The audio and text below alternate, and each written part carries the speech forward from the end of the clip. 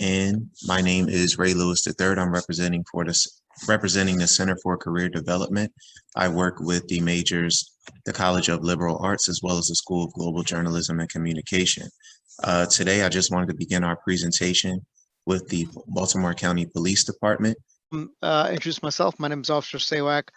Um, being with Baltimore County Police Department. First of all, I just want to say thank you for having us on your panel. I've been with Baltimore County Police Department for almost 19 years. Come December, I joined the department right out of military. While in the department, I have worked in the North Point, Dundalk areas in patrol and as a detective, and um, and then I transferred up to Cockeysville where I work patrol. Now I'm assigned to the employment section, so I do employment and recruitment, primarily recruitment with the military side of it. But also I do background investigations too. So that's kind of like where I'm at the department. Um, Prior to that, I am active duty. Well, I was active duty Army, and then I went reserves. I've deployed to Bosnia, Kosovo, Honduras, Afghanistan multiple times, and Iraq one time. Just came back from a deployment back in 2018-19. So when I came back, they assigned me up to the um, uh, recruitment section. So that's kind of a quick background of myself. I'm going to turn over to Officer Agard, have him do a quick background of himself. All right. Well, again, thank you for having us as well. My name is Officer Agard. I've been with the department now going on 4 years. Prior to this, I was in Baltimore City for 3 years. So I got a total of 7 years on. Prior to me coming up to the appointment section, I was working in the Pikesville precinct where I only did patrol. And now my full-time job at the police department is recruitment. That's just a little bit about me. Okay, again, thank you. So this is going to be a presentation, um, what Baltimore County Police Department has to offer. Um, Again, if you have any questions, if you don't mind, I'm not sure if your chat box, if you'll be able to put information on there. I'm going to send a quick test to everyone. Make sure you can see my response there in the chat box. Yes. Okay, perfect. Okay, so that being said, let's proceed. So we're going to talk about opportunities within the police department that we have to offer. Currently, we are looking for qualified applicants to join our ranks in the police department. And positions open that we have right now is police officer positions, police cadet position, and lateral police officers, which I will go over when we get to it. Actually, we'll do it right now. So for police officer positions that we have, if you're 20 years and 20 and a half years old, you can apply for a police officer position. Um, that being said, is that you have to be 21 in order for you to graduate the academy because in the state of Maryland, you have to be 21 years old in order for you to be to carry a weapon. So as long as your 21st birthday falls within the academy, during the academy, or when you graduate, or prior to you graduating, you can be apply for police officer position. For a police cadet, you have to be 17 and a half to apply, um, and 18 to be employed by us. So usually cadets when they come on the department, they'll be here between 2.5 years before they go straight into the academy. Um, so that's kind of police cadet. Lateral police officers, which is not up here right now, if you are MPCTC certified, um, in, let's say for example, Carroll County, Baltimore City, Anne Arundel County, um, kind of the Northern Virginia area. If you are MPCTC, which is the Maryland Police Corrections and Training Commission, um, if you are certified, we can have you lateral over to us. That being said, meaning is that and that's what Officer Agar did. He was Baltimore City, and he lateral to us. That meaning that we took every year that he had with Baltimore City, came to us, and we kind of picked up from there. And that's what a lateral is. And he can explain a bit further or a bit more when it comes to that. Moving on, we just spoke about that. Where we're located at, we are located at 700 East Job Road here in Towson, Maryland. It's right off the Beltway. If you ever drive by, you'll see that. If you look kind of like the inside of the Beltway. There's a big glass cube building. That's where we are located at. If you need to email us, um, our email is on there, um, and um, and our link is going to be in the bottom. For right now, I don't think this presentation had Officers Agard's information. So if you don't mind, sir, go ahead and put your contact information in the chat box so whoever's on here can get your email. And also our phone number is right there, 410-887-5542. If we are not here, please leave a message. I promise you we will get back to you. If not the next business day, um, we will also respond back to you via email. Kind of simple background with our Baltimore County Police Department. We're the nation's 21st largest department. We have over 1,900 sworn officers positions. To be exact, I want to say it's about 1946 is what we have now. These positions, even though may seem like a lot, 1,900 and 1,900 plus officers, due to retirement and so forth, or folks moving, going to a different law enforcement agency, they're always opening within our department. I think only one time I've seen they stop applications, and that was for a short period of time. But right now we increased from when I came on. We increased for approximately 30 officers positions. Okay, Baltimore County is 612 square miles, and we serve that 612 square miles. Not only do we have jurisdiction in Baltimore County, however, we have task force that works with other jurisdiction in the surrounding with surrounding agencies. For example, we have uh,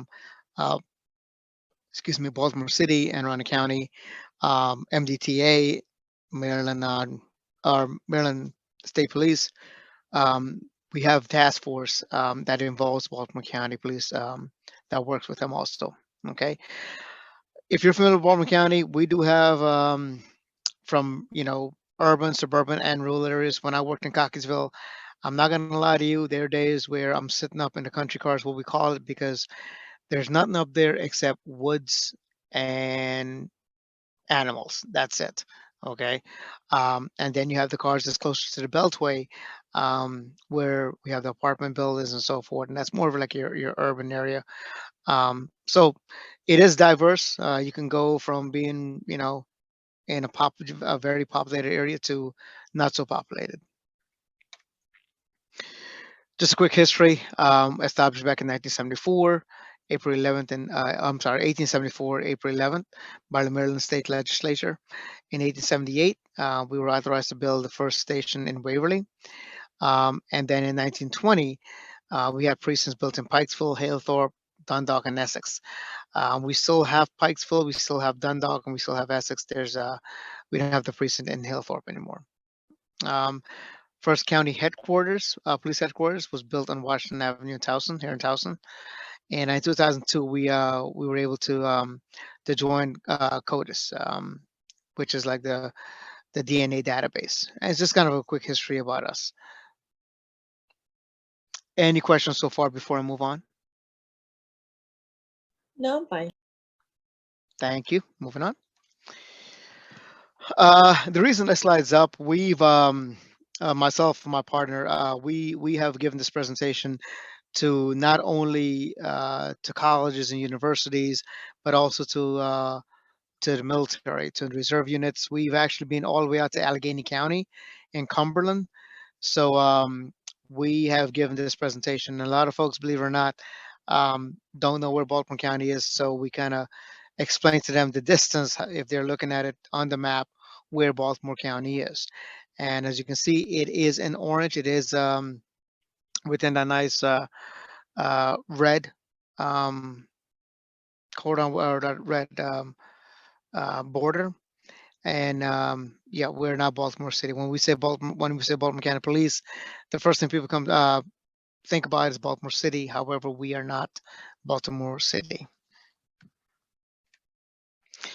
We have a total of 10 precincts. If you look in the map, you will see, and we'll start from at the 7 o'clock position, or Yeah, like the lower southwestern corner. If I speak military, please forgive me. It's easy for me to relate that way. So if I talk about clocks and positions and stuff like that, just please bear with me.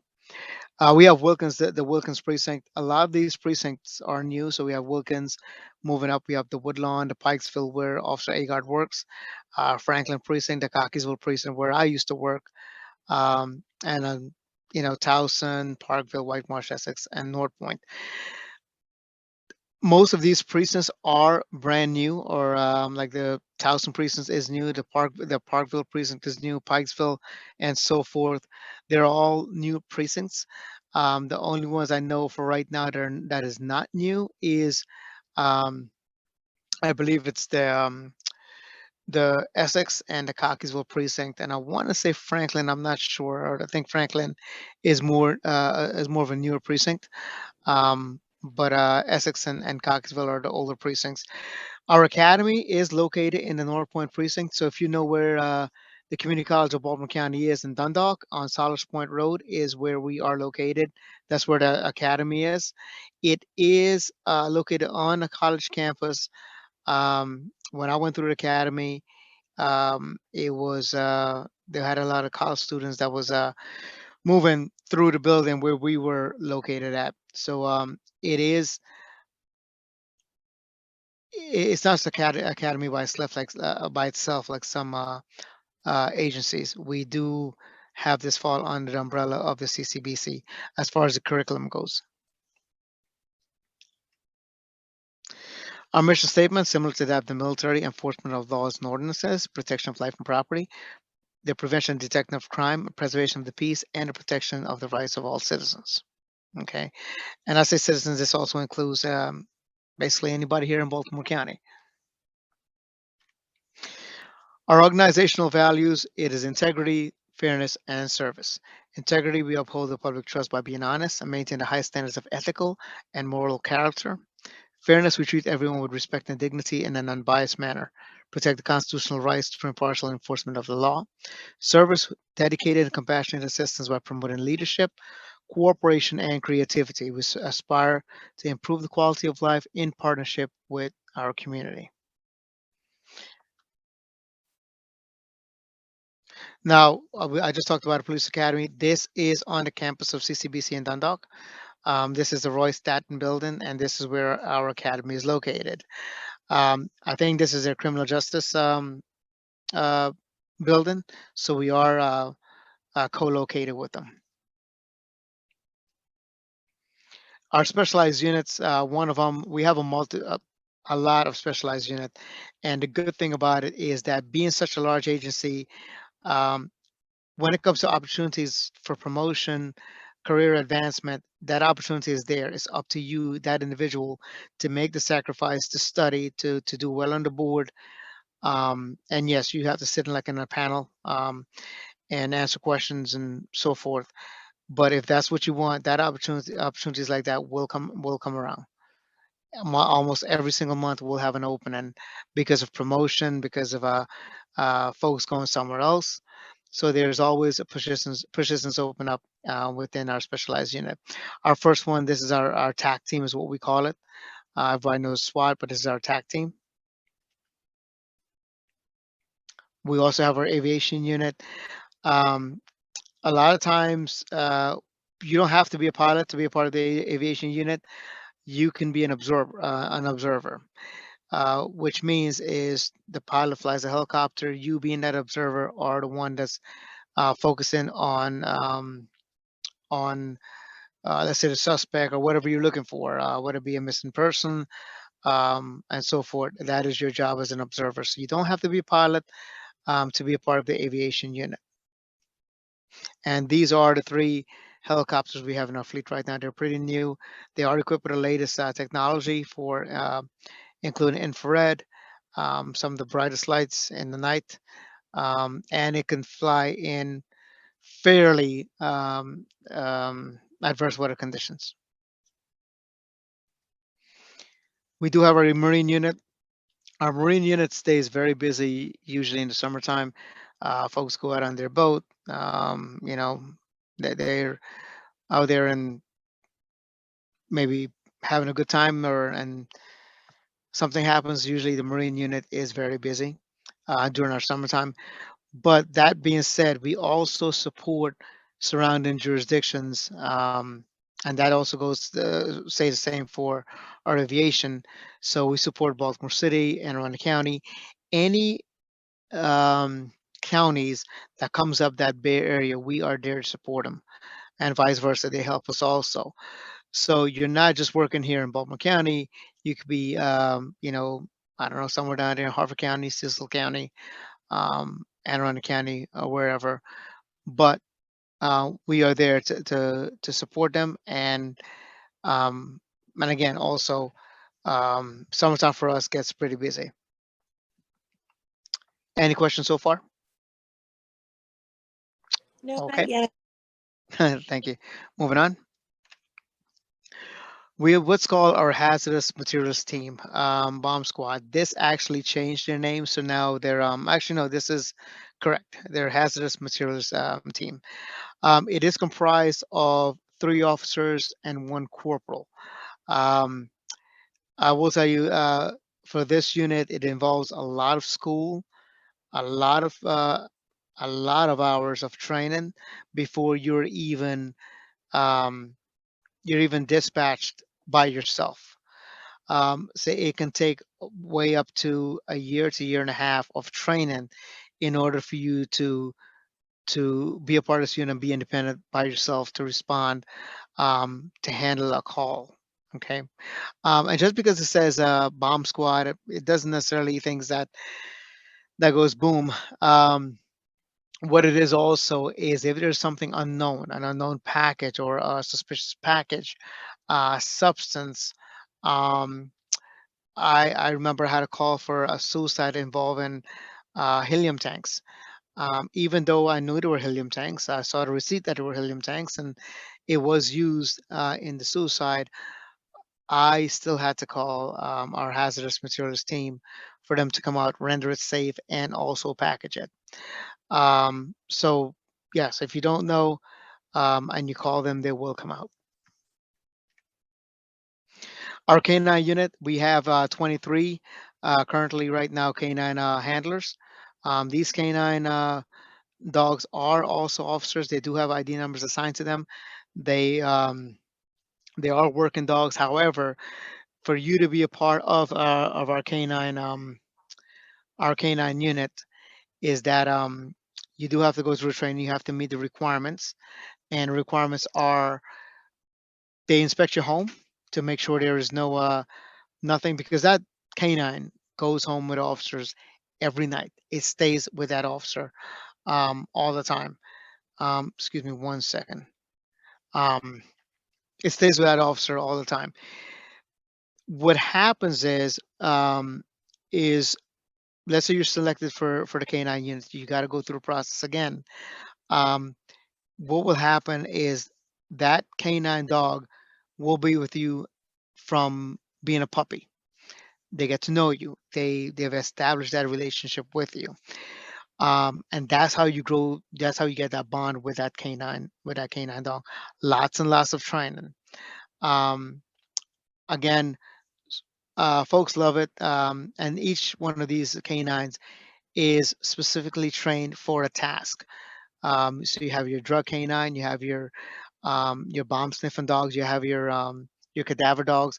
They're all different. So not all every single dog will be out there to detect drugs or find a missing person or a cadaver. They're trained specifically for that task, and that's their job. Okay.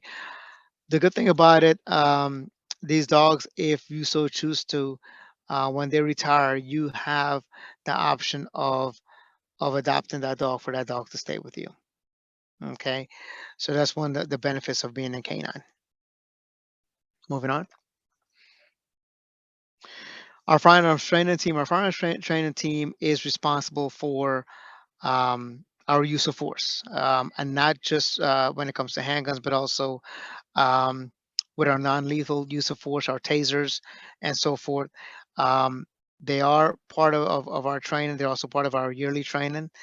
Um, They write the SOPs or standard operating procedures for the tools or the devices that we use.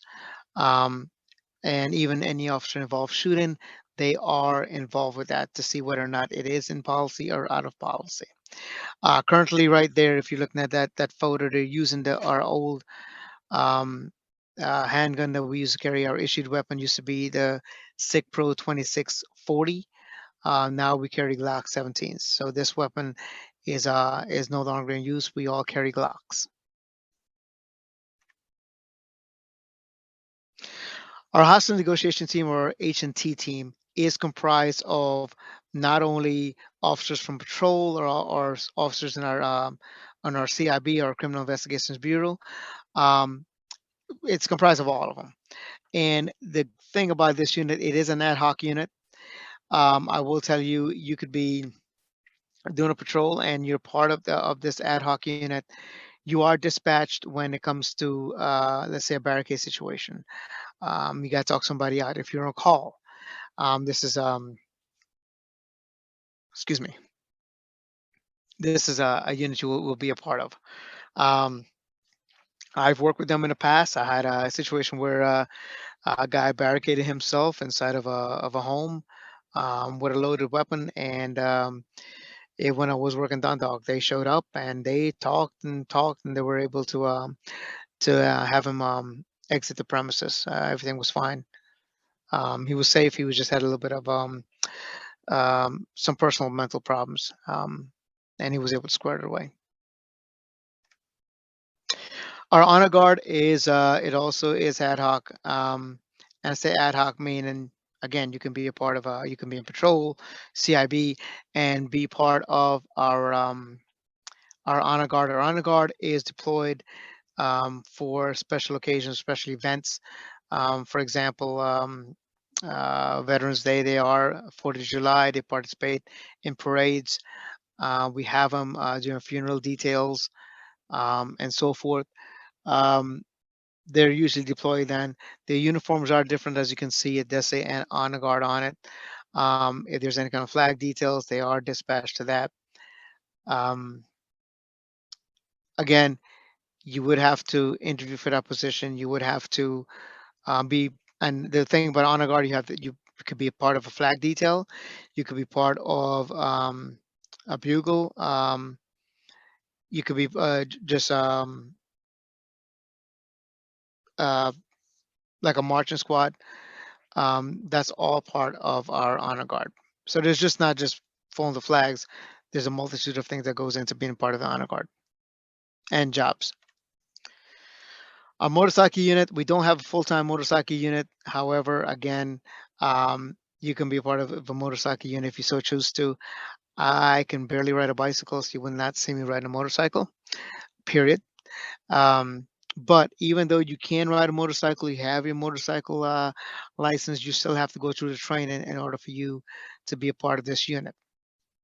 Most of the times they are dispatched to funeral details, parades, and so forth. Um, that's where they come into play. Our dive team is, again, I keep saying ad hoc. We have these unit, all these unit, the one that's ad hoc, do have training, mandatory training, once or twice a month that they have to go to. If you look at a picture right in front of you, the guy that's standing in the middle photograph to the left, just retired a few months prior. He was in patrol with me, and once a week he will go out. They will do dive training. They have to keep their certification. Um, County will send you to school to be certified to be a dive to have your diver certification. He does do that. One thing with Baltimore County is that we have a lot of quarries, um, and people like to throw stuff in quarries. It's very dark. It's very murky. Um, I've worked with these guys and gals in the past, and I will say they're good at what they do. Moving on. Our crime scene unit. I know we're talking to Morgan State. Am I correct? MSU. Yes.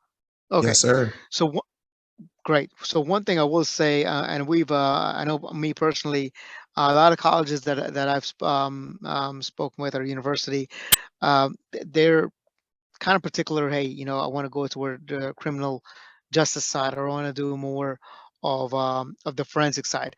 I will tell you one good thing about it, and I was over at Stevenson last week, and the majority of folks that came up and talked to us was inquiring about our forensic services section, which is FSS.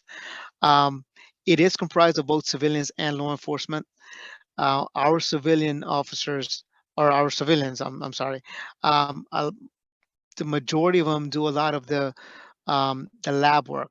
They have their degree in chemistry and so forth. And then there's some of them that does the crime scene technician.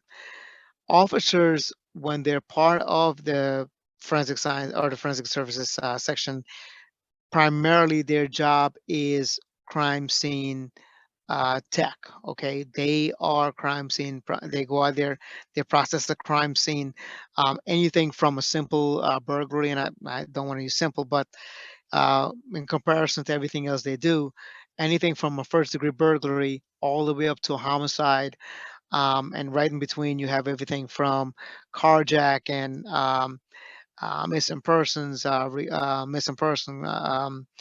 Carjacking where the car was, or the vehicle where that was recovered. Um, you name it, they respond to it.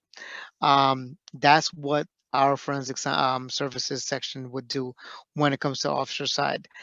The civilians, um, they're more in the lab. They do a lot of the lab work, but they do have ones that are that their job is crime scene technicians. And a lot of times, from experience, if it is a fairly large crime scene, or if you need help, it could be a small crime scene, but you need help. You will get other crime scene techs to come out there and help you. So and you go out there, that scene is yours. You own it. Nobody else has it. Meaning, you tell them who you want in and who you want out. The last thing you want to do is contaminate a crime scene. Um, I put in for this position a while back. Didn't get it because I missed one simple question, and it was simple because I I kind of left myself after it happened. But you have to know what you can process. You have to know, uh, you got to make sure there's search warrants. You got to make sure that, um, you don't impede anybody else's Fourth Amendment when you're doing these processing. So it's a lot of things that comes into effect. The vehicle that you're seeing in the middle is our mobile crime scene van. It does look outdated, but it's still equipped with the latest technology. Moving on. These are some of the more specialized units we have. We have homicide, burglary, crimes against children, um, violent crimes unit, you name it, we have it. The only thing Baltimore County does not have when it comes to specialized unit is mounted patrol. Um, we do not have horseback within Baltimore County, but everything else we have. Qualifications for police officers, again, we kind of went over this very briefly in the beginning, but simply put, you must be a U.S. citizen, must have a valid driver's license. If you have points on, there's fine. We will look into that. Excuse me. Um, high school diploma or GED equivalent, um, which is recognized by the Maryland Board of Education. Um, being in a university or a college, the last one you'll have to worry about. One thing that comes up, one question we always get: Hey, do I need to live in Baltimore County? No, you do not. You don't even have to live in Maryland in order for you to be a Baltimore County police officer. Okay. Um, we have folks that live in Pennsylvania, Virginia, Delaware, you name it. This is you don't have to be a resident in the state of Maryland. Biggest thing is there is no maximum age limit. Okay, there's a minimum, but there's no maximum. So one guy in my class was 53 years old when I joined in 2002. So yeah, there is no age limit. You must pass a written exam. You must pass a physical agility test and a medical physical. So you got to go through your medical physical part of it. Um, the second part, if you're military, we will waive you. I usually do that. If you take a PT test within the last 6 months, and you pass, I will waive you from taking a physical agility test. You don't have to do that. This goes for active, reserve, and National Guard. Okay. You also must pass a comprehensive background investigation. Usually there's 2 phases. I'm going to go over that in a minute. Um, once you do that, you still have your psychological screen, your polygraph, and obviously your drug testing, which falls in line with your medical physical. You must have no felony convictions. Notice I say felony convictions. Listen, we're human beings, things happen. The main thing is, as long as you're truthful and honest about it, we can work with you. If you're not, then we know that's an integrity issue, and that will be the last thing was an integrity violation during your interview or doing your application processing, because then you have no credibility. Again, you don't have to be a state resident of the state of Maryland. Okay, I said conviction. You can be arrested, but you don't have to be convicted. Okay, moving on. Police cadets follow the same criteria as I mentioned before. The only difference is that obviously 17 and a half years old to apply, 18 to be hired, and you do not have to take a physical agility. For cadets, they don't, and cadets do not go through any kind of academy. Once they're hired, they're kind of doing OJT, on the job training. So if you're between, let's say you're 18 years old and you're hired as a cadet, you will be placed in wherever a cadet's needed. We up in employment, we control where cadet goes. So that being said, you could be working in crime lab, you could be working in record section, you could be working here with us. So it depends where you are needed. Again, no felony convictions. So you must complete for the application process, you must complete an online application, which Officer Agard is going to send for you. There are 2 phases in the background investigation. The first phase is your initial background. I'm actually going through one right now. And your first phase is we go over your PHS, your personal history statement, make sure everything in there is correct, make sure there's nothing that you forgot, you failed to mention. Um, and that is your interview with your background investigator. We go over all your records and everything. Um, if there's any corrections to be made, this is the time to make it, because once this is done and this is sent up, then it goes in, then and it gets a COE with condition offer of employment, but it's just a regular COE initial. Then it goes to phase 2, which is your polygraph. Now, your polygraph and your psych and your medical is usually your phase 2. Once phase 1 is complete, immediately following, when everything gets approved, you go to phase 2. Phase 2 is your polygraph. Your polygraph goes over basically the same thing as your initial PHS or your personal history statement with your background investigator. This is not the time to be making corrections, because that would have come out before. If you forgot to mention something during your initial background investigation or your phase 1, you let your investigator know. Do not wait until it gets to the polygraph, because then if it comes out, then if there's something that you fail to mention, it comes up, then it's a possibility that you could be hiding more from us. Okay. Um, Once you go through all that, you will receive a email, or you also receive a telephone call indicating that you've been hired, or you didn't make the requirements needed. Once that's done, the next academy class comes up. We have 2 academy classes during the year, June and December. It is in person. It is still at the same location. It is 30 weeks and it's non-resident, meaning you do not have to stay at academy. You go there between 6 and 7 in the morning. I'm not sure, they kind of change hours sometimes, but you're not there for more than 8 hours. So you're there usually from 6:30 or 7 to about 1500 or 1600 in the afternoon. The rest of the time is yours. It is time for you during that time. You will get homework. You will get assignments. So it's just like if you're going to school full time. Benefits that we have medical, dental, vision. You pay a portion, we pay a portion also as far as Baltimore County. We do have a 25-year retirement. Every year after 25, you earn 3% per year with a max of 100%. We do not have a cap on our retirement. I think it kind of works out to about 38 and some change, with that gives you 100%. Keep in mind, that's also includes credible time. So every 22 days of sick days that you get is equivalent to 1 month towards your retirement. So if you don't take any sick, and you could, let's say you got 18 months, that's, 18 months. So you can leave at 36 and a half, and still, excuse me, um, you could be 36, serve 36 and a half hard years, and that 1.5 years equals to 100%. It's going to be based on the salary that you're receiving at 36. Okay, so keep that in mind. But again, it is retirement times added. You have paid vacation, which you do. You start out with 10 days until your fifth year, and then you go 15 days until your 15th year, and 20 days until your 20th year, and then 25 days from your 20th year onwards of vacation, and you can carry those vacations over. You don't have to use it.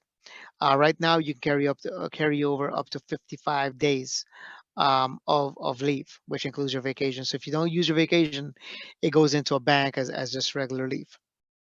Um, you have 10 paid holidays per year, and paid means you get time and a half.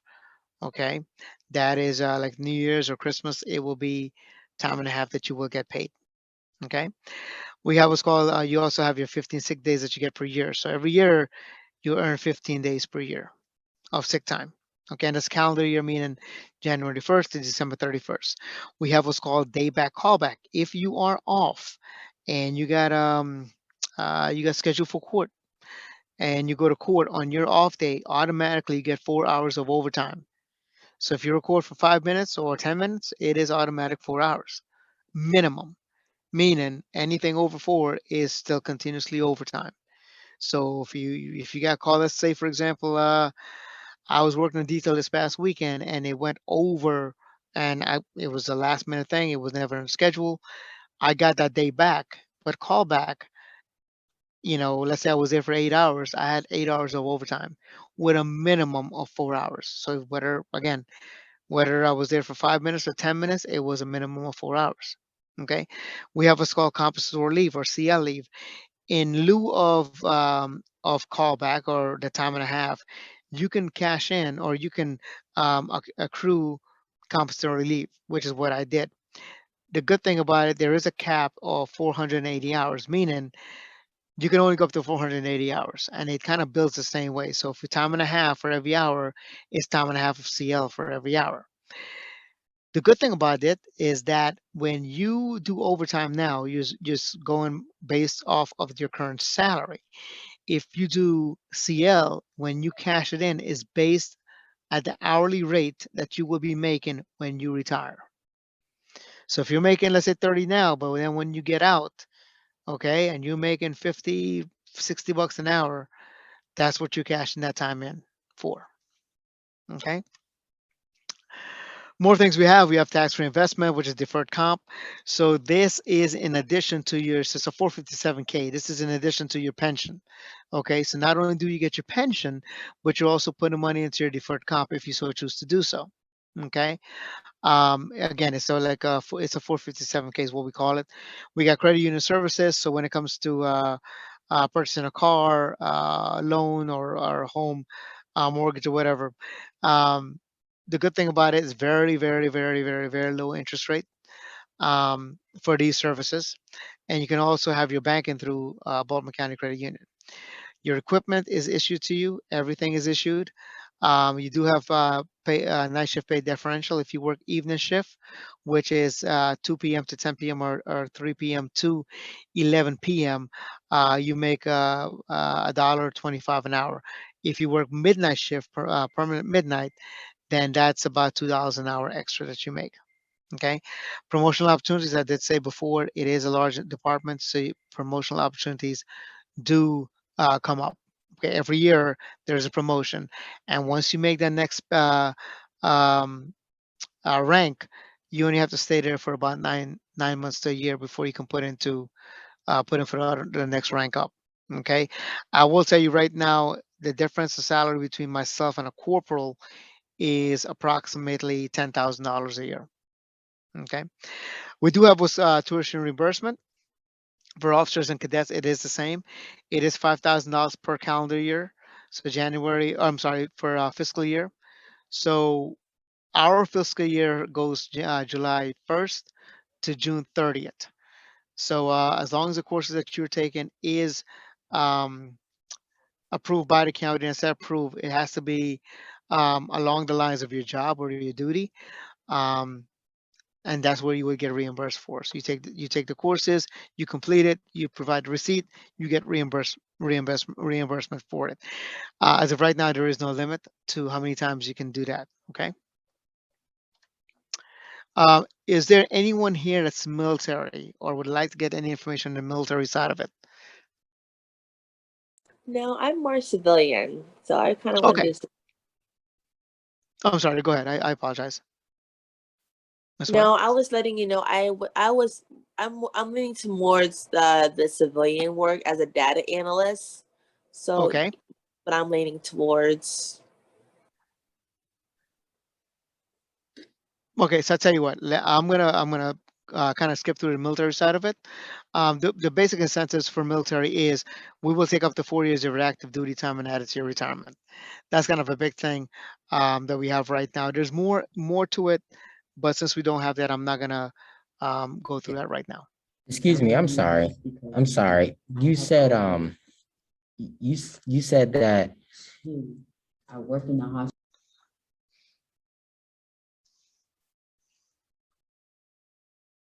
I'm sorry. Shiloh, is that who it was that was speaking just now?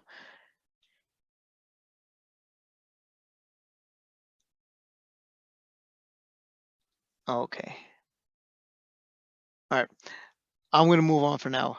If there's more questions with it, just let Officer Agard know. And yeah, you back on? Yes, sir, I apologize. I No, was that's about fine. to ask for service. You said that you add whatever we have left on to retirement. Negative. Negative. So the county will take up to 4 years of active duty time. So let's say, for example, when I came on a job, I had 5 years of active duty, right? Um, However, because of the policy I have in place, the county will take only up to 4 years of your active duty time. That being said, right now I have approximately 19 years of hard time. Okay. However, you have to vest, right now you have to vest 10 years. So once you vest that 10 years, the county is saying, hey, Officer Sawak, we can't take your full 5 years. We're going to take up to 4 years. So the maximum of 4 years, there is no minimum time that they will take. So right now, if you look at my time on paper, credible time, it's about 23 years. Okay, on paper. Um, just keep in mind, once you do that 25 years, every year after 25, right now the county is giving 2% per year, 3% per year. Okay, so if 25 years is 60%, and you have your military time included in there, up to 4 years. For every year after 25, it's 3%. So you can have a maximum or maxed out on your military time, active duty time that you're bringing in, because on your DD 214 or your NGB 22 for National Guard. And then it will be 72% at 25 instead of the 60%, because it's every year after 25 is 3% per year. So 3 times 12, 3 times 6, or excuse me, 4 is 12%. Roger. Does Thank that okay. All right, moving on. If you got any more questions with that, please feel free to reach out to me or reach out to Officer Agard. He will probably forward you to me when it comes down to it. Okay. So I'm just gonna kind of go through here real quick. Okay. Physical agility. So every time I show folks this, they kind of look at me and they kind of laugh because they think it's the testing we had before was a little bit more broken down with age and between a certain age group, and the older you are, the lesser the less amount you have to do, and the younger you are, it's more. We said forget it. We made it nice and simple. Okay, if you're a male, regardless of your age, you only have to do 21 push-ups, 31 sit-ups in one, and 21 sit-ups and one push-ups in 1 minute, 31 sit-ups in 1 minute, and a mile and a half in 14:21. Females only have to do 11 push-ups in 1 minute, 22 sit-ups in 1 minute, and a mile and a half in 17:39. You will get a break in between. So you're going to get some time to catch your breath if you need to. We also have what's called trigger pull and slide lock release, meaning in your strong hand or your shooting hand, you have to pull the trigger 30 times within 45 seconds um, to maintain control of that weapon. Okay. And then you switch over to your weak hand. You do 20 times in 45 seconds. Again, maintaining control of that weapon. For slide pull, you put it back inside your shooting hand, and you will pull the slide, release it 5 times within 20 seconds. This is your physical agility. You do all these, you pass, you move on to the next process, which is your background investigation side of it. Okay. What he's going to send you, I'm going to forward him the PDF version of this. You can click on some of the agility demonstration videos. I'm in the process right now of redoing this to make it more, um, not what they have right now. I'm going to actually make it a better video. Hopefully, I can get this done within the next month or two, and we will post those videos also. Moving on. First thing people ask of, hey, how much you guys are making? Okay, well, this is the salary right now. Currently, as we speak, an officer that's going into the December class will start salary at 57,118. Police cadet that gets hired now will make 29,861. Lateral police officers, like I mentioned before, starts at 61,276. Now we are offering a sign-on bonus right now. They're working out of kinks with it. Some more details, but this is some of the stuff that we're offering right now. Okay. That being said, starting January 1st of 2022, the salary jumps up an extra $1,800. Okay. So this is what officers make. If you have 11 years of service, that's what you will be making. 17 years, 24 and 29. And here's police cadet. I will say for us, you get a pay raise automatically on your anniversary date. So if you're hired, let's say December 1st, every December 1st, that's your anniversary day. That is the day that you get that pay raise, and that is the day that you get that extra vacation. Okay. That is also your retirement date. So the first day that you hired, regardless, the first day you step foot in that academy, your benefits, your retirement, your pay starts from that date. I will tell you mine, December 14th, 2002. That's my first date right there, and that's the date I am sticking with. That date, that's the day I know I'm going to hit either my 20 or my 25 years. Okay. That being said, again, you get an automatic pay raise all the way until your 11th year. You get approximately $2,000 to $2,500 every year on your anniversary date. It does not include any pay raise that everybody gets. Okay. As you can see, this is before. Starting January 2023, it bumps up an extra 2,000 some change, or about $2,000. So starting January 2023, a police officer will start at 60,686. And again, as you can see, it went from 58, or it went from 57 to 58. So within less than 2 years, or just you just had a $2,000 increase, and that isn't, that's for everybody. Um, and it goes up again. You said, 11, 17, 24, 29th year, you get that pay raise. So imagine if you're retiring at 25 years, and let's say you don't have military, you're looking at about 60% of 115 for the rest of your life. Okay. And cadets bump up to 32,611. That being said, do I have any questions?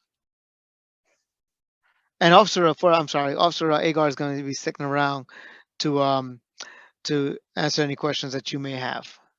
But Miss White, you were talking about data analyst, right? Yes, sir. Okay. So what's your question? I'm like really interested in a data analyst. Mm-hmm. I'm actually a fraud analyst for Bank of America now.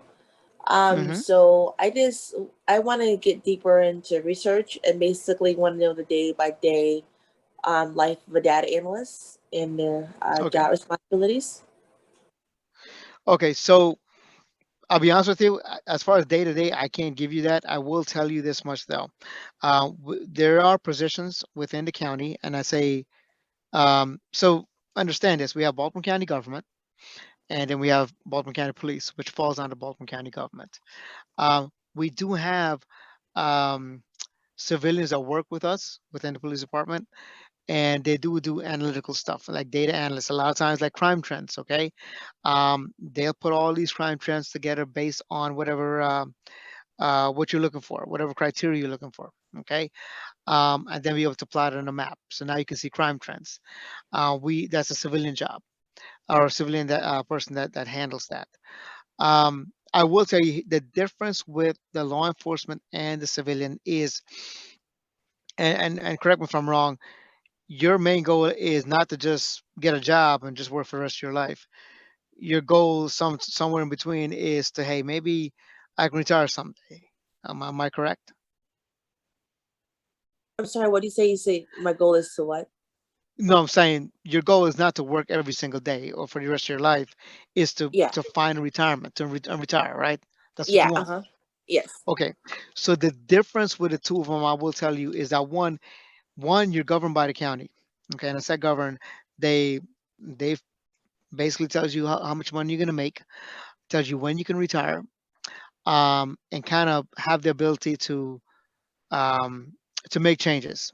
Okay, and limit um, job openings for that particular job.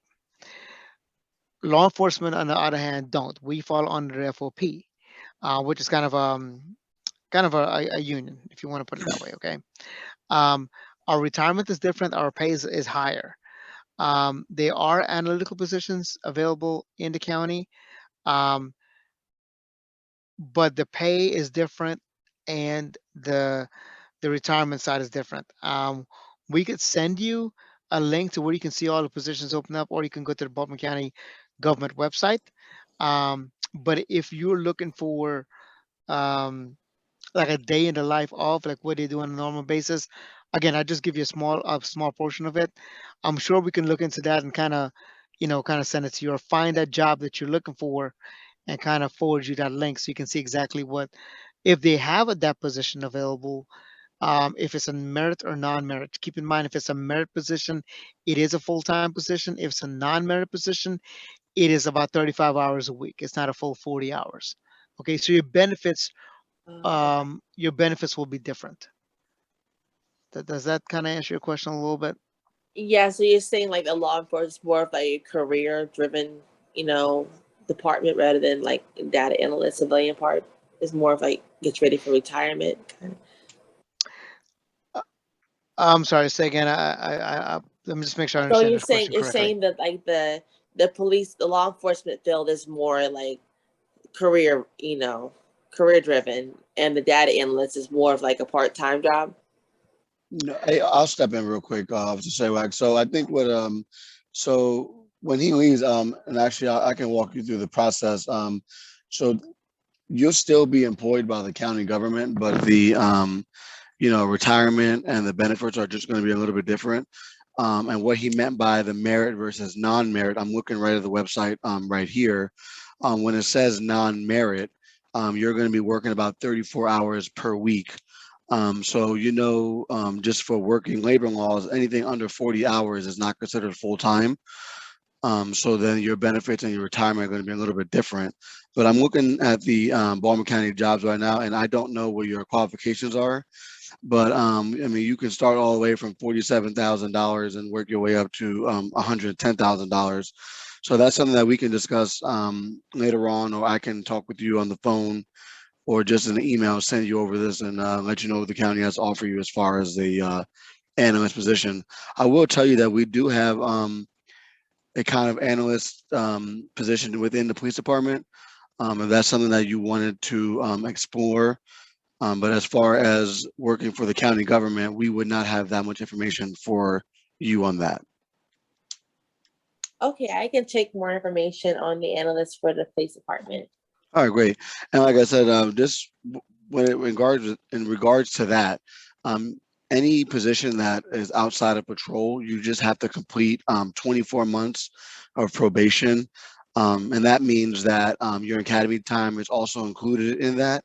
So realistically, you'd be only doing 1 year and 6 months on the road, and then you can move into another position. Like we talked about SWAT, we talked about K9 today, we talked about being a detective. So, these are all things that you can do after you hit that probation. If that is something that you did want to do, you do have to be on the road first, just so you know that. Okay. All right. And Shango, did you have any questions? No, sir. Thank you. I appreciate it. Oh, no problem. Hey, Eric. Hey, Miss White. So I just pulled up like where it says like all of our data stuff, right? So again, it depends. You can go from a Baltimore County Statistics Senior Data Analyst. Okay, that's non-merit. That again, from 90 to 100 annually. Okay, um, that right there is. It depends what again, and Officer Agard said, what your qualifications are. Okay, if you're going for a basic statistical analyst, okay, just you know it's more maths and so forth involved. Um, you can go for anywhere from 52 to 65. That um, that salary range is usually your minimum or maximum. Okay. Again, it is, and here's one thing too. Baltimore County government does not have a 25-year retirement. They have a 30-year to a 35-year retirement. Okay. So keep that in mind. Their retirement is different than the law enforcement side of it. Again, what I could do, I am going to, and I'm not sure if you're able um, to see this. I'm going to send this to you in the chat. Okay. Now, if you click on that, I kind of just put in data, but from this link, you should be able to go in there and kind of uh, um, you know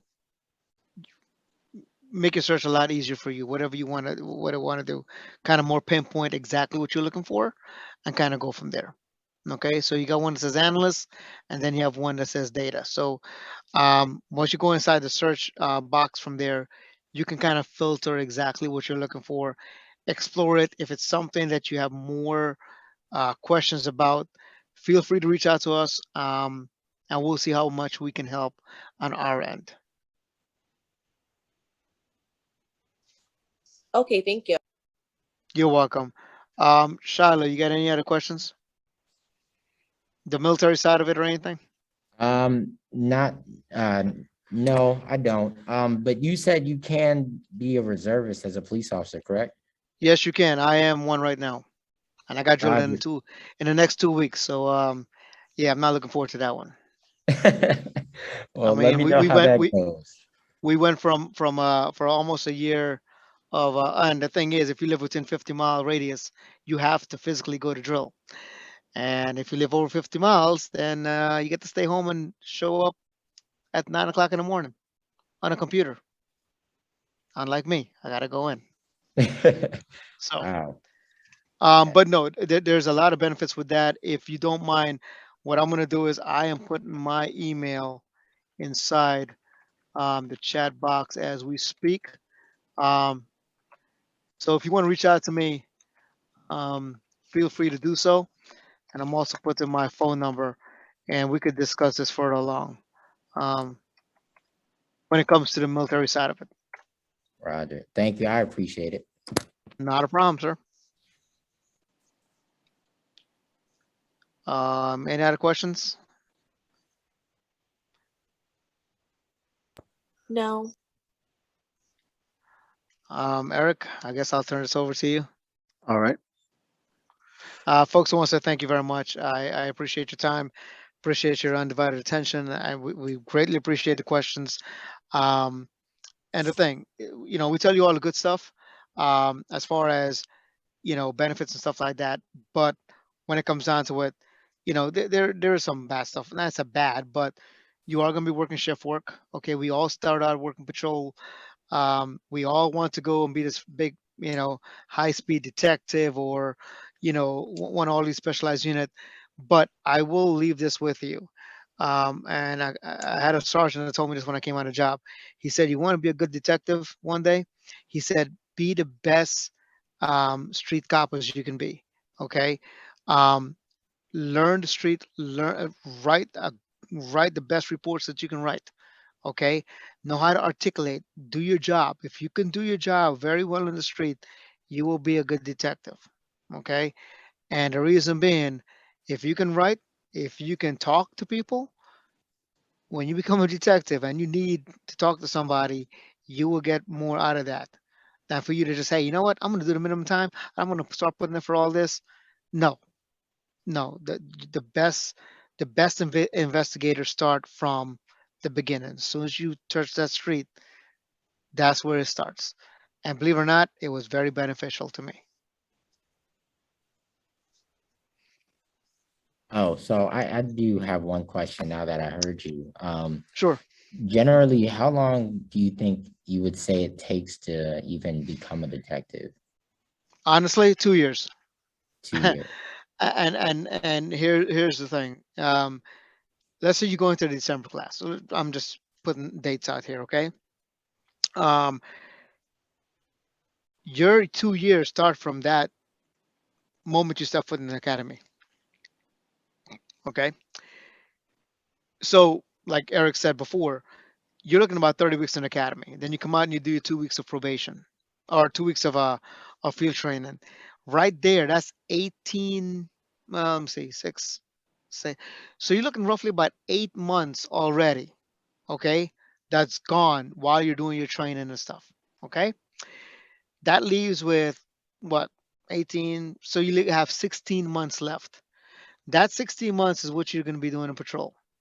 Once you hit your 2 years probation, so 2 years from the date that you joined, the date that you're employed by us, any position that opens up for the detective, you can put in for it. Now, keep in mind, it doesn't have to be county level detective like CIB. There is precinct level detectives. That's what I did. We had an opening in our investigative services team, and they kept asking me to put in for it because I went on all their search warrants. I always assist them with cases, and they saw that. So again, you have to make the sacrifice and do what you want to do and do what you need to do in order to attain that job that you're looking for, or that position. I waited until my fourth year. Until my fourth year, I said, you know what? Maybe I'm going to settle down. Readily settle down and study. And I did. I studied everything. I knew how to do a search warrant. You know, like the back of my hand. It was that easy. I knew every single thing. And I studied a lot. I did a lot of scenario-based questions, how to handle it, how to investigate, and so forth. And when it came time for that interview, it was so easy for me to go in there. They presented me with the questions, and I knocked them out. And I actually came out on top. And then I went into IST. Okay, not to say I was very good or I was like the best, but they knew how I worked. They knew how I did my investigation, and based on that is how they look at everything. So it's not just what you present; it's how you work with everybody else. Okay, so to answer your questions, 2 years from the date that you join, you can put it for a detective position if that's what you choose to do. If that's what you choose to do. Um, I think that's all I have.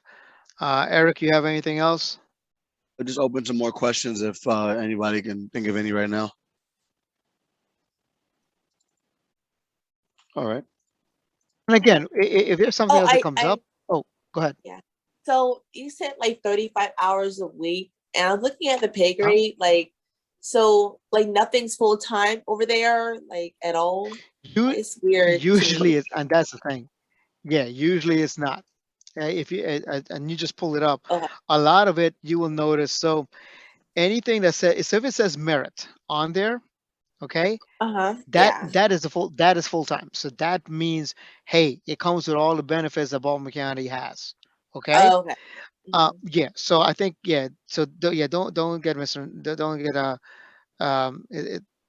hopefully it's not misunderstanding, but the non-merit is the one that's not um like a full-time, full-time position, and it tells you, you might, there's some benefits you may or may not get. Okay, with a Okay. non-merit, anything that says merit, like for example, if it says like I'm just using as an example, like the office clerk, right? That's a Mhm. merit position. Okay, and it doesn't necessarily have to be within a police department. You could be working in the health department for Baltimore County. You could be working in the public works of Baltimore County.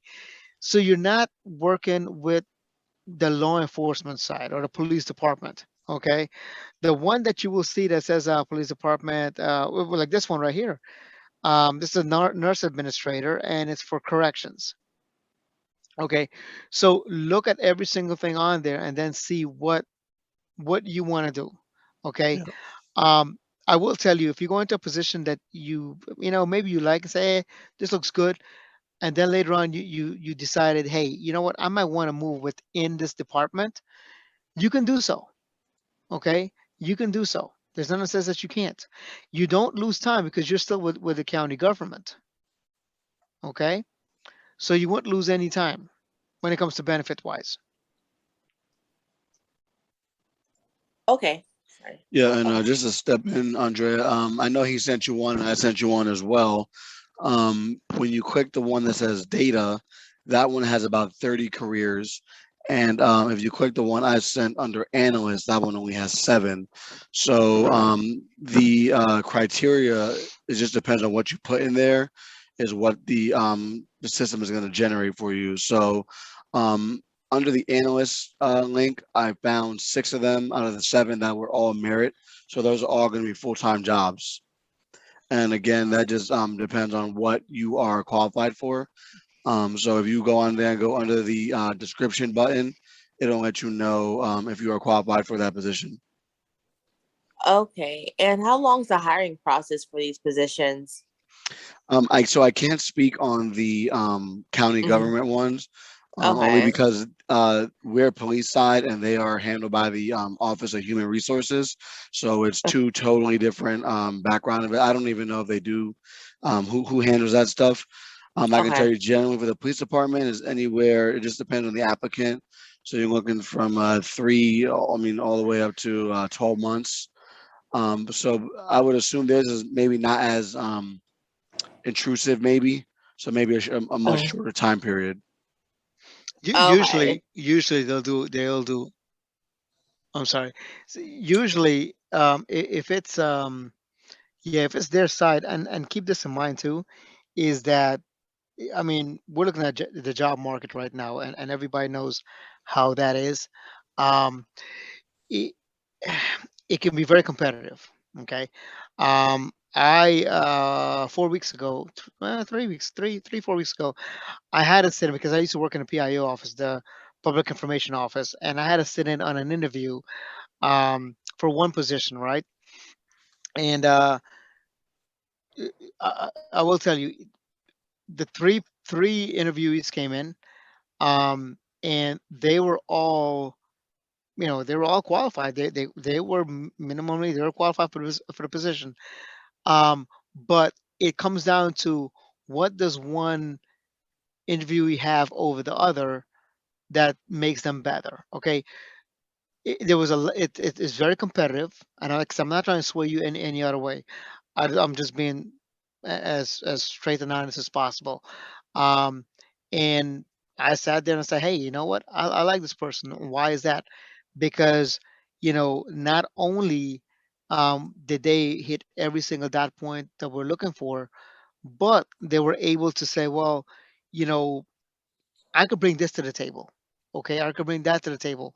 So keep that in mind. That's for all jobs. A lot of jobs that you're looking at, not law enforcement, but any other job, and whether it be in the private sector or whether it be in government, is what can you bring, and what is it that you'll be able to do to make this position or this department better. And I said department, not being police, but wherever you're going. So keep that in Mhm. mind. So the competition is there. So just be mindful of that. Okay.